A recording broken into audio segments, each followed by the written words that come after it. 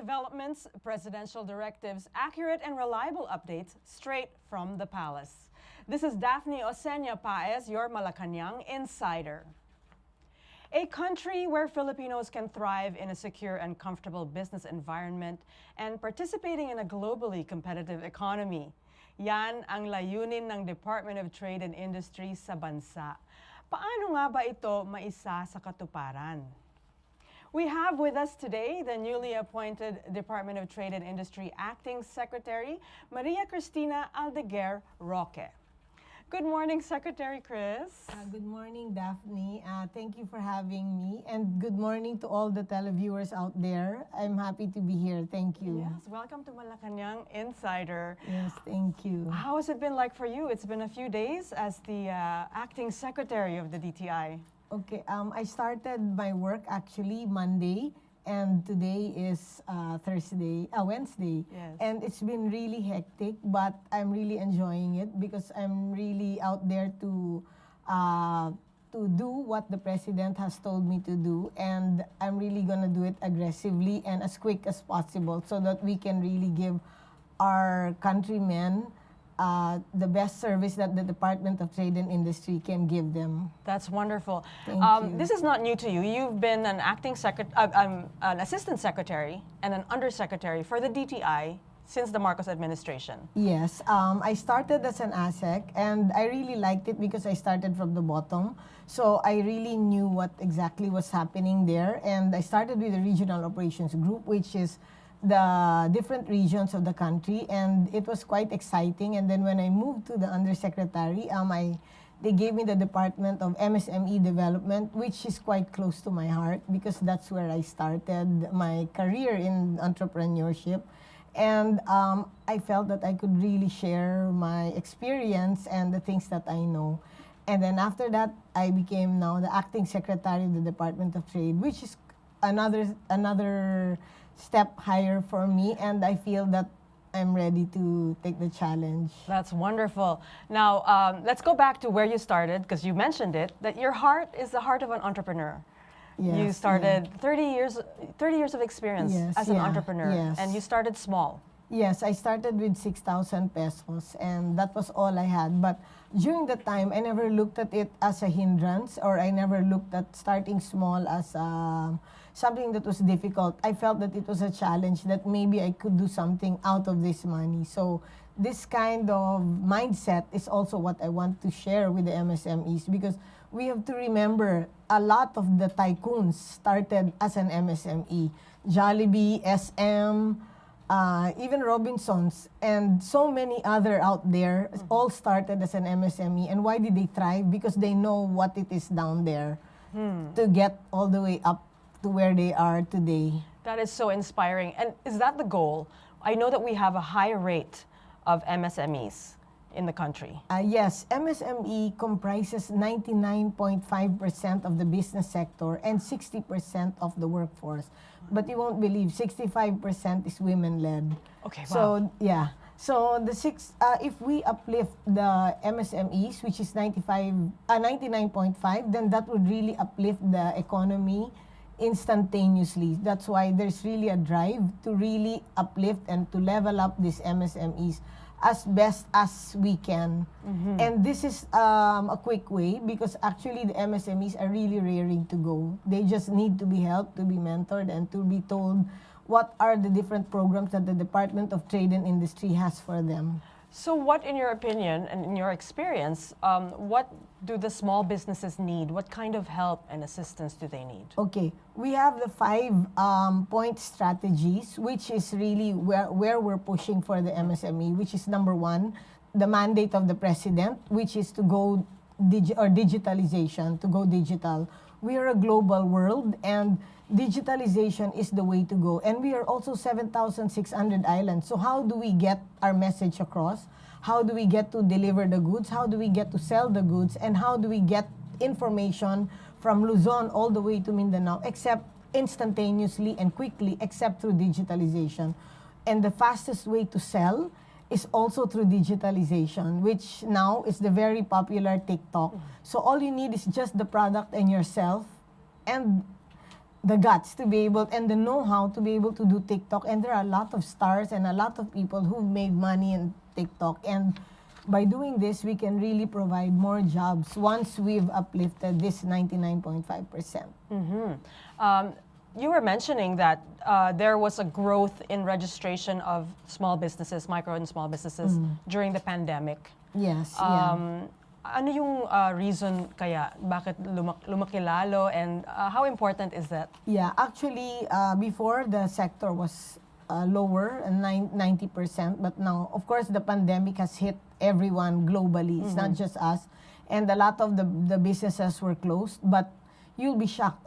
There were a lot also who thrived. There's also, not in a crisis, not everybody goes down. There are people who thrive. And there are some businesses like, I won't say the name of the food business, but they started with 13,500 pesos during the pandemic, and then they just sold the party trays. And after 2 years, they were being bought by a conglomerate for 200 million. And they Wow. were just selling products like kare-kare, adobong pusit, the usual. So sometimes we don't have to think of something so difficult. We just have to know what our expertise and where we're good at, and that's where we'll push. How amazing. Your conversations with the president so far, I know that he also appreciates the role of the MSME and how important it is to our economy.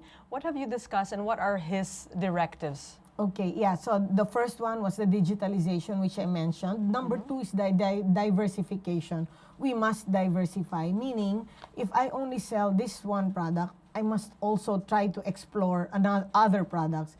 As what Warren Buffett said, never rely on a single income. A second source is always the better one. Like, let's say Jollibee, they started with the hamburger. Then when they got into Chicken Joy, they didn't realize they realized that Chicken Joy was selling more than burgers, and they started to diversify, and now they're really very big because of this diversification. So like for us, let's say we're selling rice, we already have the puesto, so we can sell other things. We can sell suka, we can sell eggs, we can sell. So if one thing goes down, we still have other sources of income, which that's diversification. Number three, access to funding.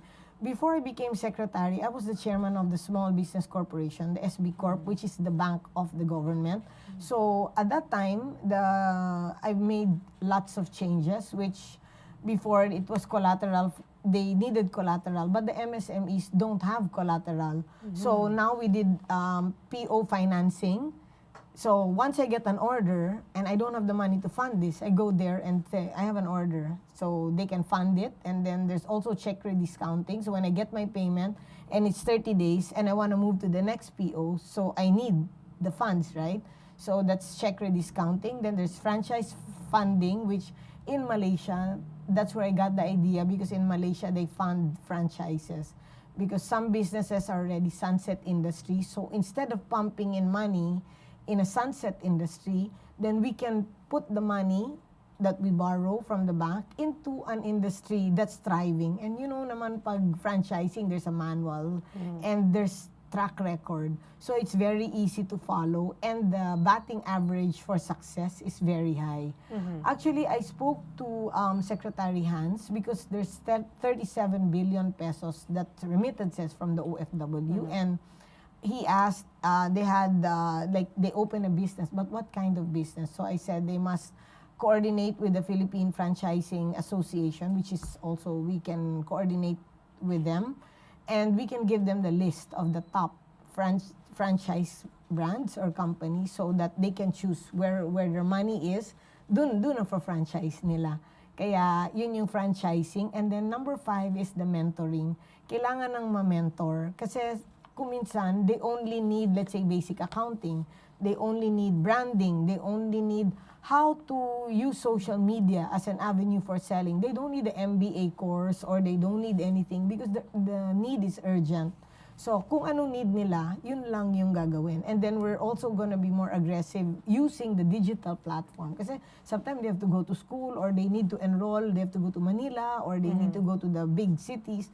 So that one, we will go digital. So it's easy for them to access also master classes, then inspiring talks. Actually, we've been doing that when I was undersecretary also.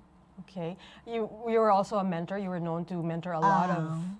I don't mentor, okay. but I choose who the mentors are. Like, Okay. we had TikTok. So when TikTok came to us, I said na we have to do how to use TikTok as a platform for selling. And then when they came home, they already had the different paraphernalias needed to be able to sell. One of the priorities of the president is, of course, to ensure that there is ease of doing business in the country. What could you do as a DTI secretary to help achieve this goal? Okay, so for that, I'll make it accessible for the consumers. So now I created a hotline, which is report to sec@dti.gov.ph. Okay, that's an email. Yeah, so anytime. Yeah, anytime they can email to me directly, and every day I'm going to check on them one by one. I mean, I have a group now. I set up a team. Usually matutok ako eh. So that's what we'll do on a daily basis, and then we'll forward it to the different departments. That's great.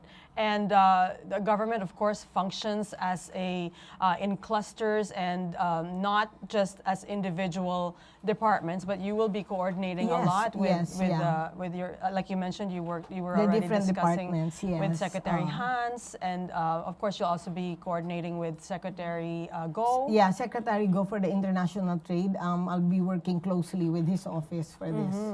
That's amazing. So, okay, well, we still have a lot to discuss, and we want to get to know you more, Secretary Chris. And in a little while, we'll be continuing this conversation. So, prioridad ni Pangulong Ferdinand Marcos Jr. ang makalikha ng magandang business environment para sa mga micro, medium, small enterprises or MSMEs. Ano ang dapat asahan ng MSMEs sa ilalim ng pamumuno ni Acting Secretary Cristina Roque? At ano ba ang 2023 to 2028 MSMEs Development Plan? We will be right back.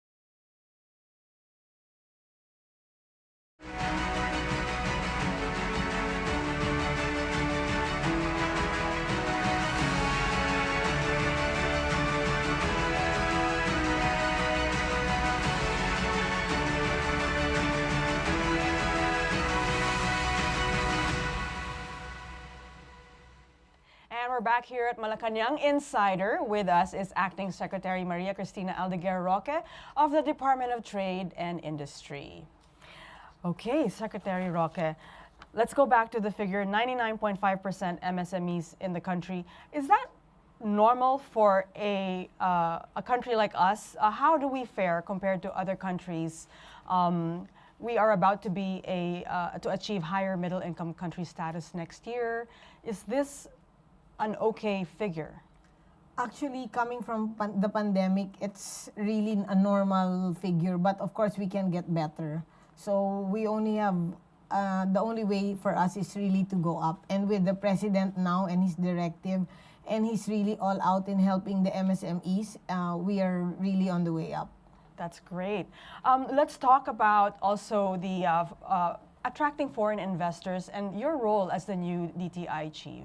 Okay, for the international trade, we will be really pushing aggressively and very intensively the international investors, to attract international investors. Actually, while I was, I've met a lot of I've met a lot of businessmen abroad, and they really wanted to invest in the Philippines. You know why? Because of our strong population. We are 115.6 million Filipinos. So that alone is a big buying power for these people in international investment. So I'll be working, the BOI, the PEZA, which is all under the Department of Trade, and the other agencies will be working very closely with the Office of Secretary of Special Assistant to the President, which is SAPGO.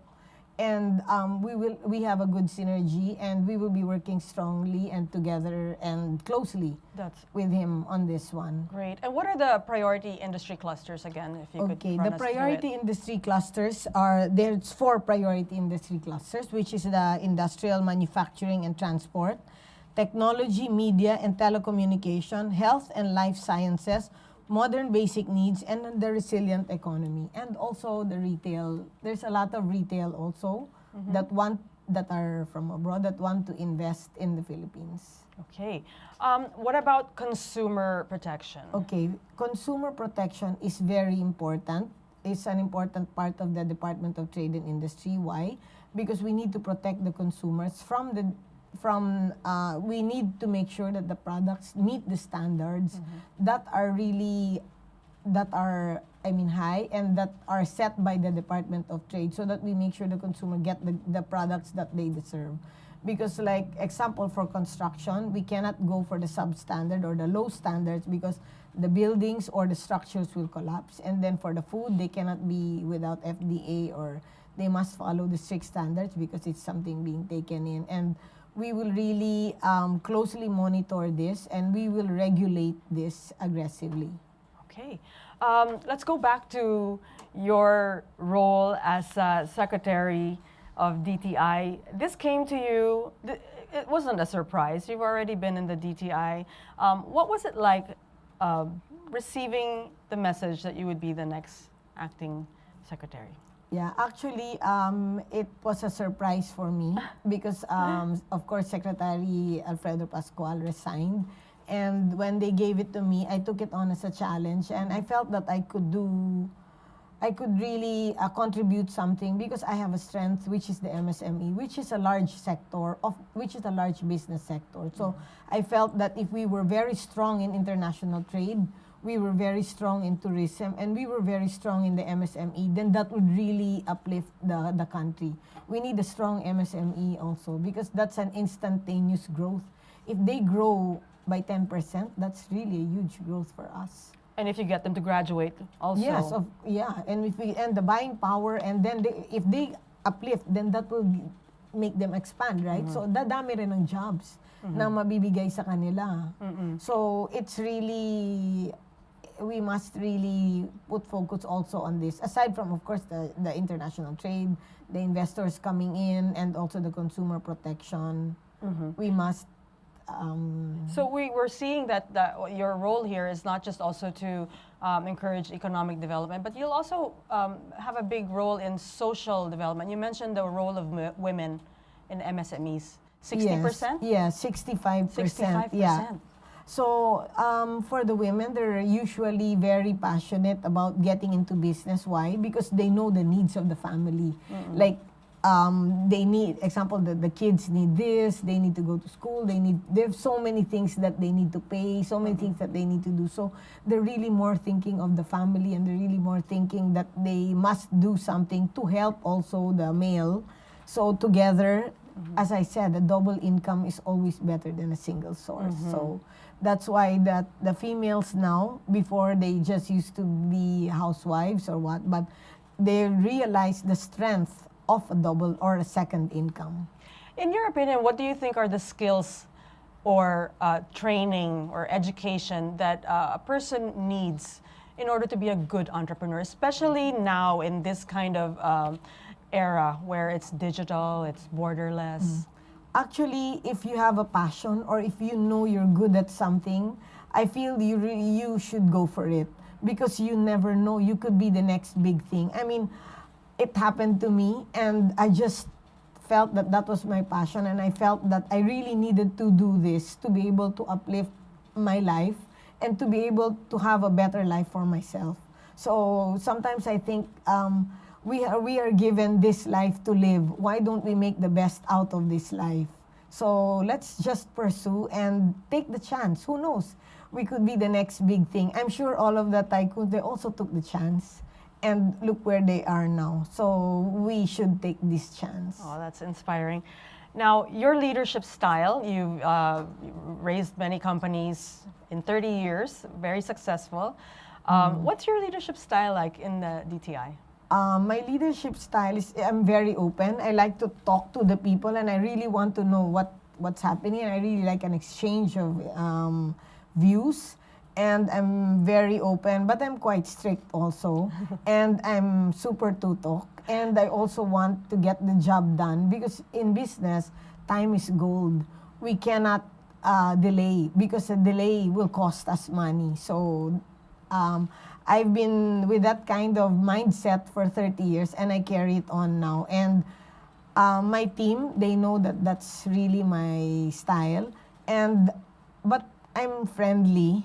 And I'm approachable, and I'm very easy to talk to. So I want to bring that also here. And I really also like to collaborate with people, because for me, I believe in the alone I can do so little, but together we can do so much. That's great. So you're collaborative, you're Yes, fast, yes, you're passionate. yeah, yes. And also, you know, you mentioned that you're super tutok and really fast. This is a very special time for the Philippines now. We saw our country from the past 2 years go into being, you know, the darling of the Yes. international Yes, trade yeah. arena. And I could say that with confidence because we saw that. Yes, and the president is very, I mean, he's very, how will I say that? He's really open to all of these investments, and Yes. he's really representing or selling the Philippines very well internationally. And I've talked to so many business people abroad, and they really love the president, our president.